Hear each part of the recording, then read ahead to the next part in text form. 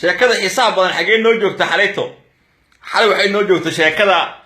in jawhar la geeyay lacag faalsa ah oo dollar ah oo ahayd lacagtii bangiga dhexe lagala baxay ee markii hore lacagta lagu dhacay maanta haddaba maxaa dhacay ergadii beesha beelweyd daa'uud sheekadii xalay way gaartay waxaa la yidhi niyow beeriya maanta u qabtay qado wuxuu ku yidhi mataqaanaa halasiyo marka waxay dhaheen niyow lacagta noo hormari waxaan u baahnaa beriyo sabdii maadaama doorashada ay dhacayso inaan lacagta iska hubinno wuxuu ku yidhi aniga waxaan lacag bixinaya ma jirto hadalkiin ergeed daa'uud lacag bixin maa aniga lacagta waxaan ku bixiyaa kaaraan waxaana rabaa in qof kasta oo aniga ergadeeda kamida ama ii codaynaya inuu caawo inta seexdo inuu weeso qaato in kitaab yaroo qolooyinkan al-islaaxa ay samaysteen oo ayagu wax ugu qoran yihiin oo qofka igu dhaarto ergeed daa'uud waa diiday waa ka tegeen marka sheekadii lacagta faalsada ahayd waa fashilantay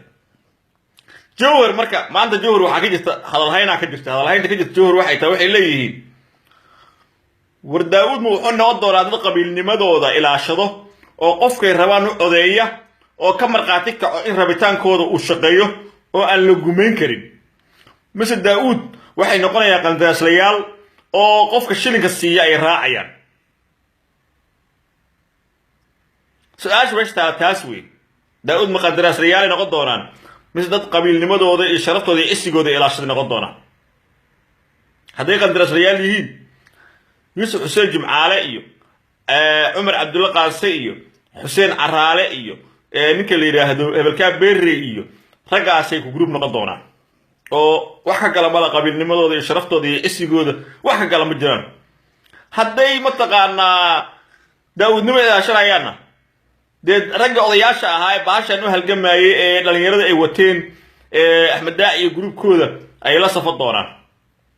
marka beri ciyaar xiisa badan ayaa jirto waa kaasaa aynu berito baasha isha ku hayno baasha uga xiisaha badan weeye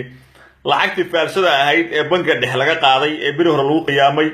iyo lacagihii kalente ee guddoomiyaha gobolka banaadir uu bixiyey wixii oo dhan ayaa jawhar isugu tegay berito waa maalin xiisa badan ha biqlayso anigu doorashadaas ayaan u diyaar garoobayaa ee u dhaxaysa saddexda musharax ee beesha daa'uud ka matelaya mid kalena way jirtaa waxaa la yidhi ratiga oo iska soo dhex gala awrta iyo midka ku dhex jiray markii hore ee awrta ka tirsanayd hadday dagaalamaan kii hore u jooga awrta oo xerada ugu jiray ayaa adkaadaa la yidhi waxaan ka wadaa